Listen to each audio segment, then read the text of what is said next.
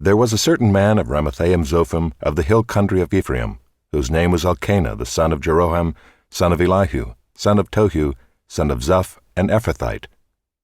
He had 2 wives. The name of the one was Hannah, and the name of the other Peninnah. And Peninnah had children, but Hannah had no children. Now this man used to go up year by year from his city to worship and to sacrifice to the Lord of hosts at Shiloh, where the 2 sons of Eli, Hophni and Phinehas, were priests of the Lord. On the day when Elkanah sacrificed, he would give portions to Peninnah his wife and to all her sons and daughters. But to Hannah he gave a double portion, because he loved her, though the Lord had closed her womb. And her rival used to provoke her grievously to irritate her, because the Lord had closed her womb. So it went on year by year. As often as she went up to the house of the Lord, she used to provoke her. Therefore Hannah wept and would not eat. And Elkanah her husband said to her, Hannah, why do you weep? And why do you not eat? And why is your heart sad? Am I not more to you than 10 sons? After they had eaten and drunk in Shiloh, Hannah rose. Now Eli the priest was sitting on the seat beside the doorpost of the temple of the Lord. She was deeply distressed and prayed to the Lord and wept bitterly. And she vowed a vow and said, O Lord of hosts, if you will indeed look on the affliction of your servant, and remember me and not forget your servant, but will give to your servant a son, then I will give him to the Lord all the days of his life, and no razor shall touch his head. As she continued praying before the Lord, Eli observed her mouth. Hannah was speaking in her heart, only her lips moved and her voice was not heard. Therefore Eli took her to be a drunken woman. And Eli said to her, How long will you go on being drunk? Put your wine away from you. But Hannah answered, No, my lord, I am a woman troubled in spirit. I have drunk neither wine nor strong drink, but I have been pouring out my soul before the Lord. Do not regard your servant as a worthless woman, for all along I have been speaking out of my great anxiety and vexation. Then Eli answered, Go in peace, and the God of Israel grant your petition that you have made to him. And she said, Let your servant find favor in your eyes. Then the woman went her way and ate, and her face was no longer sad. They rose early in the morning and worshipped before the Lord. Then they went back to their house at Ramah. And Elkanah knew Hannah his wife, and the Lord remembered her. And in due time Hannah conceived and bore a son, and she called his name Samuel. For she said, I have asked for him from the Lord. The man Elkanah and all his house went up to offer to the Lord the yearly sacrifice and to pay his vow. But Hannah did not go up, for she said to her husband, As soon as the child is weaned, I will bring him, so that he may appear in the presence of the Lord and dwell there forever. Elkanah her husband said to her, Do what seems best to you. Wait until you have weaned him, only may the Lord establish his word. So the woman remained and nursed her son until she weaned him. And when she had weaned him, she took him up with her along with a 3-year-old bull, an ephah of flour, and a skin of wine, and she brought him to the house of the Lord at Shiloh. And the child was young. Then they slaughtered the bull, and they brought the child to Eli. And she said, O my lord, as you live, my lord, I am the woman who was standing here in your presence, praying to the Lord. For this child I prayed, and the Lord has granted me my petition that I made to him. Therefore I have lent him to the Lord. As long as he lives, he is lent to the Lord. And he worshipped the Lord there. And Hannah prayed and said, My heart exults in the Lord. My horn is exalted in the Lord. My mouth derides my enemies because I rejoice in your salvation. There is none holy like the Lord, for there is none besides you. There is no rock like our God. Talk no more so very proudly. Let not arrogance come from your mouth. For the Lord is a God of knowledge, and by him actions are weighed. The bows of the mighty are broken, but the feeble bind on strength. Those who were full have hired themselves out for bread, but those who were hungry have ceased to hunger. The barren has borne 7, but she who has many children is forlorn. The Lord kills and brings to life. He brings down to Sheol and raises up. The Lord makes poor and makes rich. He brings low and he exalts. He raises up the poor from the dust. He lifts the needy from the ash heap to make them sit with princes and inherit a seat of honor. For the pillars of the earth are the Lord's, and on them he has set the world. He will guard the feet of his faithful ones, but the wicked shall be cut off in darkness, for not by might shall a man prevail. The adversaries of the Lord shall be broken to pieces. Against them he will thunder in heaven. The Lord will judge the ends of the earth. He will give strength to his king and exalt the horn of his anointed. Then Elkanah went home to Ramah, and the boy was ministering to the Lord in the presence of Eli the priest. Now the sons of Eli were worthless men. They did not know the Lord. The custom of the priests with the people was that when any man offered sacrifice, the priest's servant would come while the meat was boiling, with a 3-pronged fork in his hand, and he would thrust it into the pan or kettle or cauldron or pot. All that the fork brought up, the priest would take for himself. This is what they did at Shiloh to all the Israelites who came there. Moreover, before the fat was burned, the priest's servant would come and say to the man who was sacrificing, "Give meat for the priest to roast, for he will not accept boiled meat from you, but only raw." And if the man said to him, "Let them burn the fat first, and then take as much as you wish," he would say, "No, you must give it now, and if not, I will take it by force." Thus the sin of the young men was very great in the sight of the Lord, for the man treated the offering of the Lord with contempt. Samuel was ministering before the Lord, a boy clothed with a linen ephod. And his mother used to make for him a little robe and take it to him each year when she went up with her husband to offer the yearly sacrifice.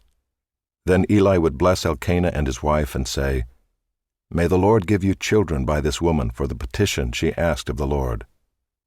So then they would return to their home. Indeed, the Lord visited Hannah, and she conceived and bore 3 sons and 2 daughters. And the boy Samuel grew in the presence of the Lord. Now Eli was very old, and he kept hearing all that his sons were doing to all Israel, and how they lay with the women who were serving at the entrance to the tent of meeting. And he said to them, "Why do you do such things? For I hear of your evil dealings from all these people. No, my sons, it is no good report that I hear the people of the Lord spreading abroad. If someone sins against a man, God will mediate for him. But if someone sins against the Lord, who can intercede for him?" But they would not listen to the voice of their father, for it was the will of the Lord to put them to death.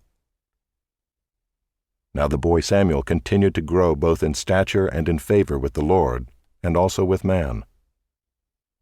And there came a man of God to Eli and said to him, "Thus says the Lord, did I indeed reveal myself to the house of your father when they were in Egypt, subject to the house of Pharaoh? Did I choose him out of all the tribes of Israel to be my priest, to go up to my altar, to burn incense, to wear an ephod before me? I gave to the house of your father all my offerings by fire from the people of Israel. Why then do you scorn my sacrifices and my offerings that I commanded for my dwelling, and honor your sons above me by fattening yourselves on the choicest parts of every offering of my people Israel? Therefore the Lord, the God of Israel, declares, I promised that your house and the house of your father should go in and out before me forever. But now the Lord declares, Far be it from me, for those who honor me I will honor, and those who despise me shall be lightly esteemed. Behold, the days are coming when I will cut off your strength and the strength of your father's house, so that there will not be an old man in your house. Then in distress you will look with envious eye on all the prosperity that shall be bestowed on Israel, and there shall not be an old man in your house forever. The only one of you whom I shall not cut off from my altar shall be spared to weep his eyes out, to grieve his heart, and all the descendants of your house shall die by the sword of men. And this that shall come upon your 2 sons, Hophni and Phinehas, shall be the sign to you. Both of them shall die on the same day. And I will raise up for myself a faithful priest, who shall do according to what is in my heart and in my mind. And I will build him a sure house, and he shall go in and out before my anointed forever. And everyone who is left in your house shall come to implore him for a piece of silver or a loaf of bread, and shall say, Please put me in one of the priest's places, that I may eat a morsel of bread. Now the boy Samuel was ministering to the Lord in the presence of Eli, and the word of the Lord was rare in those days. There was no frequent vision. At that time Eli, whose eyesight had begun to grow dim so that he could not see, was lying down in his own place. The lamp of God had not yet gone out, and Samuel was lying down in the temple of the Lord where the ark of God was. Then the Lord called Samuel, and he said, "Here I am," and ran to Eli and said, "Here I am, for you called me." But he said, "I did not call. Lie down again." So he went and lay down. And the Lord called again, "Samuel." And Samuel arose and went to Eli and said, "Here I am, for you called me." But he said, "I did not call, my son. Lie down again." Now Samuel did not yet know the Lord, and the word of the Lord had not yet been revealed to him. And the Lord called Samuel again the third time, and he arose and went to Eli and said, "Here I am, for you called me." Then Eli perceived that the Lord was calling the boy. Therefore Eli said to Samuel, "Go, lie down, and if he calls you, you shall say, 'Speak, Lord, for your servant hears.'" So Samuel went and lay down in his place. And the Lord came and stood, calling as at other times, "Samuel, Samuel." And Samuel said, "Speak, for your servant hears." Then the Lord said to Samuel, "Behold, I am about to do a thing in Israel at which the 2 ears of everyone who hears it will tingle. On that day I will fulfill against Eli all that I have spoken concerning his house, from beginning to end. And I declare to him that I am about to punish his house forever, for the iniquity that he knew, because his sons were blaspheming God, and he did not restrain them. Therefore I swear to the house of Eli that the iniquity of Eli's house shall not be atoned for by sacrifice or offering forever." Samuel lay until morning. Then he opened the doors of the house of the Lord. And Samuel was afraid to tell the vision to Eli. But Eli called Samuel and said, "Samuel, my son." And he said, "Here I am." And Eli said, "What was it that he told you? Do not hide it from me. May God do so to you, and more also, if you hide anything from me of all that he told you." So Samuel told him everything, and hid nothing from him. And he said, "It is the Lord. Let him do what seems good to him." And Samuel grew, and the Lord was with him, and let none of his words fall to the ground. And all Israel from Dan to Beersheba knew that Samuel was established as a prophet of the Lord. And the Lord appeared again at Shiloh, for the Lord revealed himself to Samuel at Shiloh by the word of the Lord. And the word of Samuel came to all Israel. Now Israel went out to battle against the Philistines. They encamped at Ebenezer, and the Philistines encamped at Aphek. The Philistines drew up in line against Israel, and when the battle spread, Israel was defeated before the Philistines, who killed about 4,000 men on the field of battle. And when the people came to the camp, the elders of Israel said, "Why has the Lord defeated us today before the Philistines? Let us bring the ark of the covenant of the Lord here from Shiloh, that it may come among us and save us from the power of our enemies." So the people sent to Shiloh and brought from there the ark of the covenant of the Lord of hosts, who is enthroned on the cherubim. And the 2 sons of Eli, Hophni and Phinehas, were there with the ark of the covenant of God. As soon as the ark of the covenant of the Lord came into the camp, all Israel gave a mighty shout, so that the earth resounded. And when the Philistines heard the noise of the shouting, they said, "What does this great shouting in the camp of the Hebrews mean?" And when they learned that the ark of the Lord had come to the camp, the Philistines were afraid, for they said, "A god has come into the camp." And they said, "Woe to us, for nothing like this has happened before. Woe to us! Who can deliver us from the power of these mighty gods? These are the gods who struck the Egyptians with every sort of plague in the wilderness. Take courage and be men, O Philistines, lest you become slaves to the Hebrews, as they have been to you. Be men and fight." So the Philistines fought, and Israel was defeated, and they fled, every man to his home. And there was a very great slaughter, for 30,000 foot soldiers of Israel fell. And the ark of God was captured, and the 2 sons of Eli, Hophni and Phinehas, died. A man of Benjamin ran from the battle line and came to Shiloh the same day, with his clothes torn and with dirt on his head. When he arrived, Eli was sitting on his seat by the road watching, for his heart trembled for the ark of God. And when the man came into the city and told the news, all the city cried out. When Eli heard the sound of the outcry, he said, "What is this uproar?" Then the man hurried and came and told Eli. Now Eli was 98 years old, and his eyes were set so that he could not see. And the man said to Eli, "I am he who has come from the battle. I fled from the battle today." And he said, "How did it go, my son?" He who brought the news answered and said, "Israel has fled before the Philistines, and there has also been a great defeat among the people. Your 2 sons also, Hophni and Phinehas, are dead, and the ark of God has been captured." As soon as he mentioned the ark of God, Eli fell over backward from his seat by the side of the gate, and his neck was broken, and he died, for the man was old and heavy.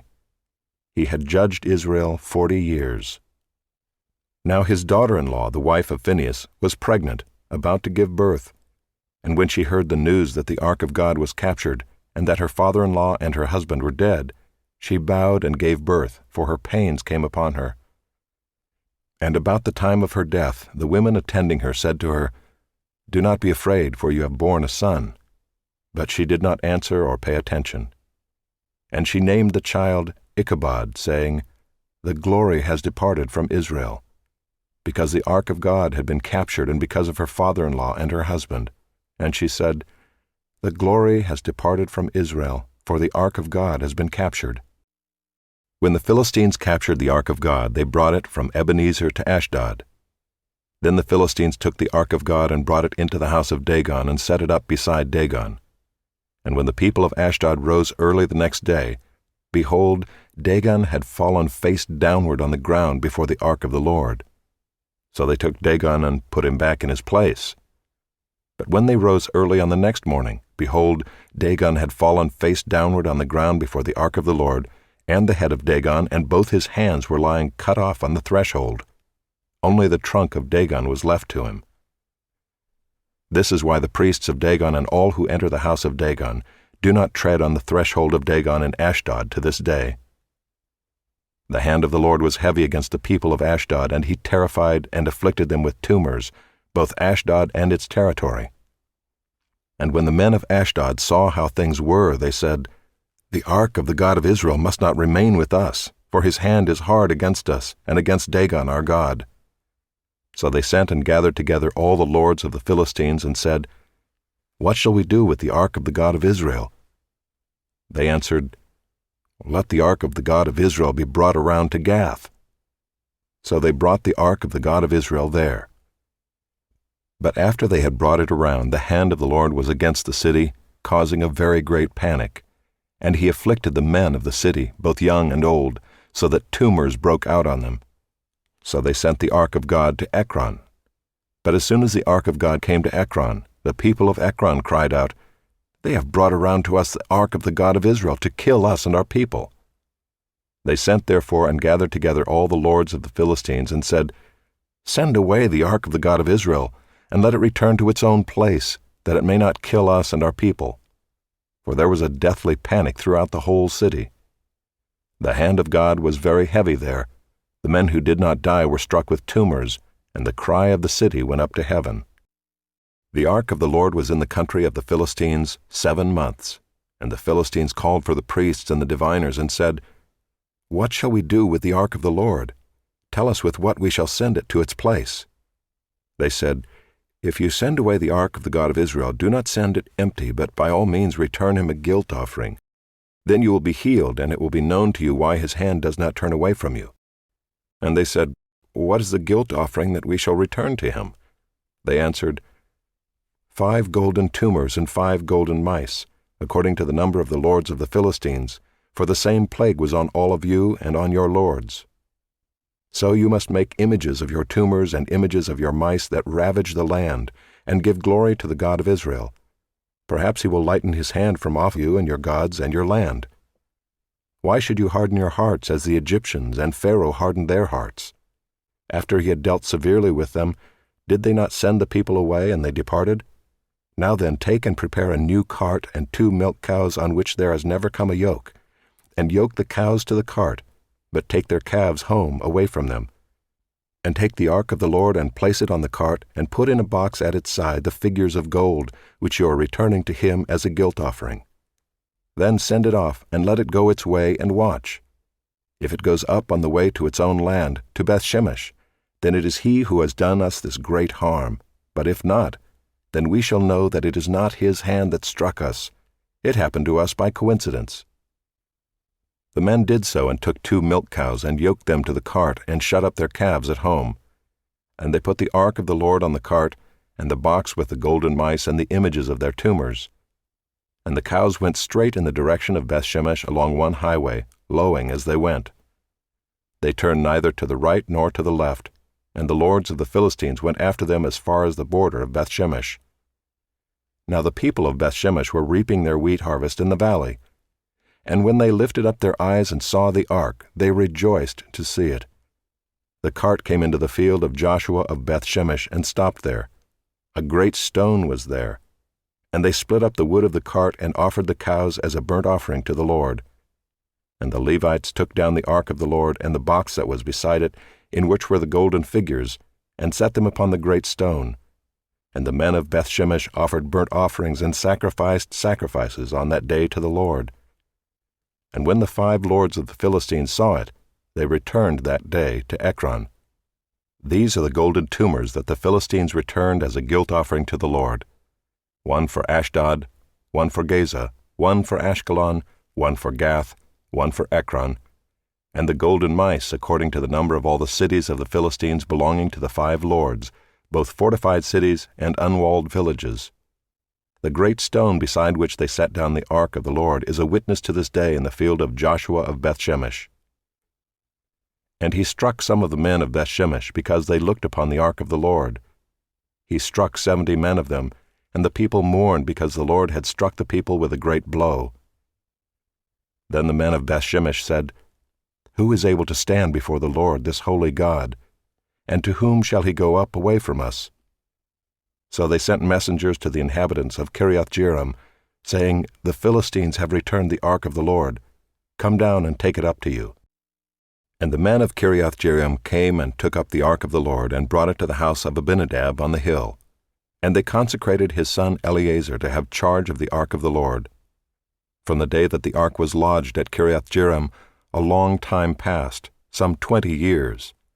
And all the house of Israel lamented after the Lord. And Samuel said to all the house of Israel, "If you are returning to the Lord with all your heart, then put away the foreign gods and the Ashtaroth from among you, and direct your heart to the Lord, and serve him only, and he will deliver you out of the hand of the Philistines." So the people of Israel put away the Baals and the Ashtaroth, and they served the Lord only. Then Samuel said, "Gather all Israel at Mizpah, and I will pray to the Lord for you." So they gathered at Mizpah and drew water and poured it out before the Lord, and fasted on that day, and said there, "We have sinned against the Lord." And Samuel judged the people of Israel at Mizpah. Now when the Philistines heard that the people of Israel had gathered at Mizpah, the lords of the Philistines went up against Israel. And when the people of Israel heard of it, they were afraid of the Philistines. And the people of Israel said to Samuel, "Do not cease to cry out to the Lord our God for us, that he may save us from the hand of the Philistines." So Samuel took a nursing lamb and offered it as a whole burnt offering to the Lord. And Samuel cried out to the Lord for Israel, and the Lord answered him. As Samuel was offering up the burnt offering, the Philistines drew near to attack Israel. But the Lord thundered with a mighty sound that day against the Philistines, and threw them into confusion, and they were defeated before Israel. And the men of Israel went out from Mizpah and pursued the Philistines, and struck them as far as below Beth-kar. Then Samuel took a stone and set it up between Mizpah and Shen, and called its name Ebenezer, for he said, "Till now the Lord has helped us." So the Philistines were subdued, and did not again enter the territory of Israel. And the hand of the Lord was against the Philistines all the days of Samuel. The cities that the Philistines had taken from Israel were restored to Israel, from Ekron to Gath, and Israel delivered their territory from the hand of the Philistines. There was peace also between Israel and the Amorites. Samuel judged Israel all the days of his life, and he went on a circuit year by year to Bethel, Gilgal, and Mizpah, and he judged Israel in all these places. Then he would return to Ramah, for his home was there, and there also he judged Israel, and he built there an altar to the Lord. When Samuel became old, he made his sons judges over Israel. The name of his firstborn son was Joel, and the name of his second, Abijah. They were judges in Beersheba. Yet his sons did not walk in his ways, but turned aside after gain. They took bribes and perverted justice. Then all the elders of Israel gathered together and came to Samuel at Ramah, and said to him, Behold, you are old, and your sons do not walk in your ways. Now appoint for us a king to judge us like all the nations. But the thing displeased Samuel when they said, Give us a king to judge us. And Samuel prayed to the Lord, and the Lord said to Samuel, Obey the voice of the people in all that they say to you, for they have not rejected you, but they have rejected me from being king over them. According to all the deeds that they have done from the day I brought them up out of Egypt even to this day, forsaking me and serving other gods, so they are also doing to you. Now then, obey their voice. Only you shall solemnly warn them, and show them the ways of the king who shall reign over them. So Samuel told all the words of the Lord to the people who are asking for a king from him. He said, These will be the ways of the king who will reign over you. He will take your sons and appoint them to his chariots, and to be his horsemen, and to run before his chariots. And he will appoint for himself commanders of thousands and commanders of 50s, and some to plow his ground and to reap his harvest, and to make his implements of war and the equipment of his chariots. He will take your daughters to be perfumers and cooks and bakers. He will take the best of your fields and vineyards and olive orchards and give them to his servants. He will take the tenth of your grain and of your vineyards and give it to his officers and to his servants. He will take your male servants and female servants and the best of your young men and your donkeys and put them to his work. He will take the tenth of your flocks, and you shall be his slaves. And in that day you will cry out because of your king whom you have chosen for yourselves, but the Lord will not answer you in that day. But the people refused to obey the voice of Samuel, and they said, No, but there shall be a king over us, that we also may be like all the nations, and that our king may judge us and go out before us and fight our battles. And when Samuel had heard all the words of the people, he repeated them in the ears of the Lord. And the Lord said to Samuel, Obey their voice and make them a king. Samuel then said to the men of Israel, Go every man to his city. There was a man of Benjamin whose name was Kish, the son of Abiel, son of Zeror, son of Bechorath, son of Aphiah, a Benjaminite, a man of wealth. And he had a son whose name was Saul, a handsome young man.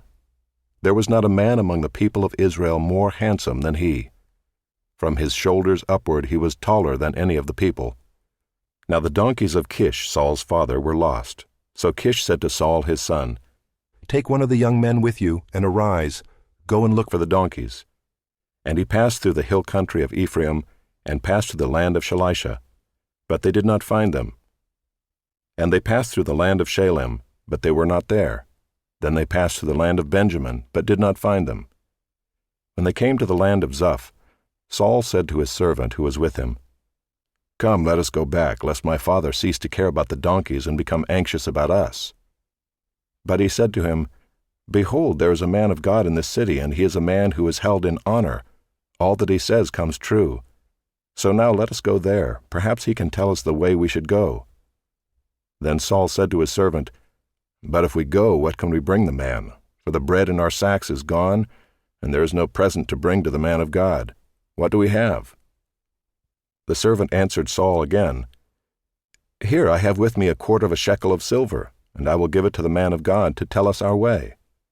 Formerly in Israel, when a man went to inquire of God, he said, Come, let us go to the seer, for today's prophet was formerly called a seer. And Saul said to his servant, Well said, come, let us go. So they went to the city where the man of God was. As they went up the hill to the city, they met young women coming out to draw water, and said to them, Is the seer here? They answered, He is. Behold, he is just ahead of you. Hurry, he has come just now to the city, because the people have a sacrifice today on the high place. As soon as you enter the city you will find him, before he goes up to the high place to eat. For the people will not eat till he comes, since he must bless the sacrifice. Afterward those who are invited will eat. Now go up, for you will meet him immediately." So they went up to the city. As they were entering the city, they saw Samuel coming out toward them on his way up to the high place. Now the day before Saul came, the Lord had revealed to Samuel, "Tomorrow about this time I will send to you a man from the land of Benjamin, and you shall anoint him to be prince over my people Israel. He shall save my people from the hand of the Philistines. For I have seen my people because their cry has come to me." When Samuel saw Saul, the Lord told him, "Here is the man of whom I spoke to you. He it is who shall restrain my people." Then Saul approached Samuel in the gate and said, "Tell me, where is the house of the seer?"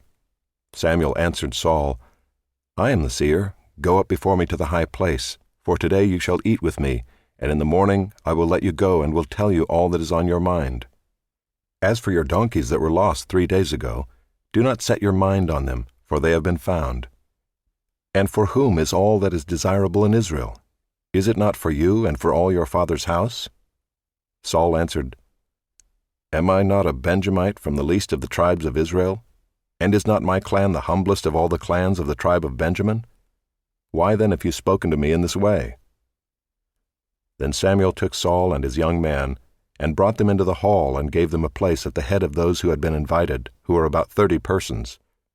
And Samuel said to the cook, "Bring the portion I gave you, of which I said to you, put it aside." So the cook took up the leg and what was on it, and set them before Saul. And Samuel said, "See, what was kept is set before you. Eat, because it was kept for you until the hour appointed, that you might eat with the guests." So Saul ate with Samuel that day, and when they came down from the high place into the city, a bed was spread for Saul on the roof, and he lay down to sleep. Then at the break of dawn, Samuel called to Saul on the roof, "Up, that I may send you on your way." So Saul arose, and both he and Samuel went out into the street. As they were going down to the outskirts of the city, Samuel said to Saul, "Tell the servant to pass on before us, and when he has passed on, stop here yourself for a while, that I may make known to you the word of God." Then Samuel took a flask of oil and poured it on his head and kissed him and said, "Has not the Lord anointed you to be prince over his people Israel? And you shall reign over the people of the Lord, and you will save them from the hand of their surrounding enemies. And this shall be the sign to you that the Lord has anointed you to be prince over his heritage. When you depart from me today, you will meet 2 men by Rachel's tomb in the territory of Benjamin at Zelzah, and they will say to you, 'The donkeys that you went to seek are found.' And now your father has ceased to care about the donkeys, and is anxious about you, saying, 'What shall I do about my son?' Then you shall go on from there farther and come to the oak of Tabor. 3 men going up to God at Bethel will meet you there, one carrying 3 young goats, another carrying 3 loaves of bread, and another carrying a skin of wine. And they will greet you and give you 2 loaves of bread, which you shall accept from their hand. After that you shall come to Gibeath Elohim, where there is a garrison of the Philistines. And there, as soon as you come to the city, you will meet a group of prophets coming down from the high place with harp, tambourine, flute, and lyre before them, prophesying.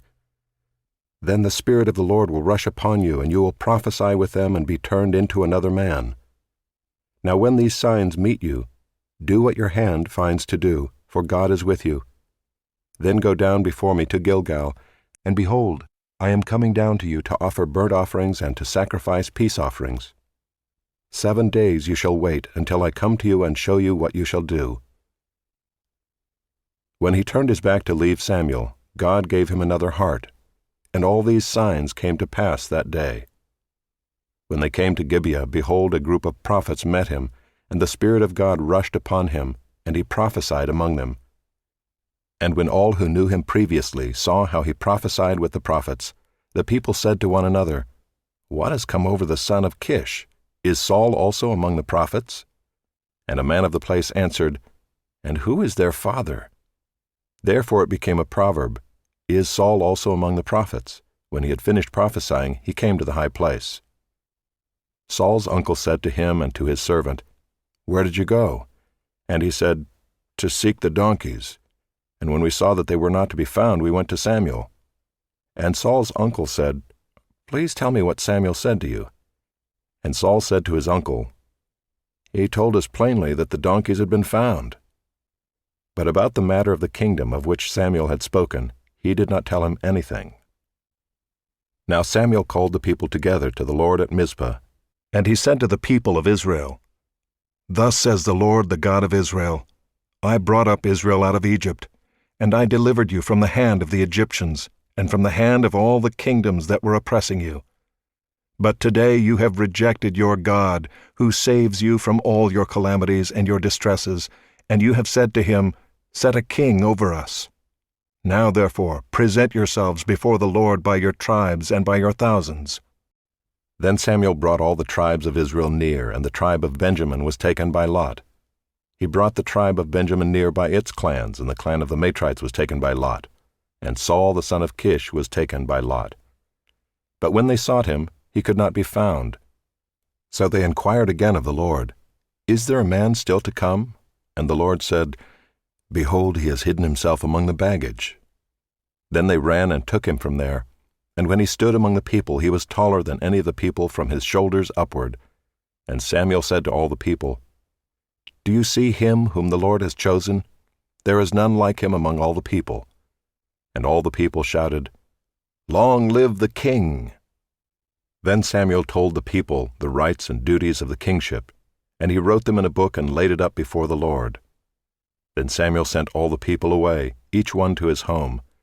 Saul also went to his home at Gibeah, and with him went men of valor whose hearts God had touched. But some worthless fellows said, 'How can this man save us?' And they despised him and brought him no present. But he held his peace.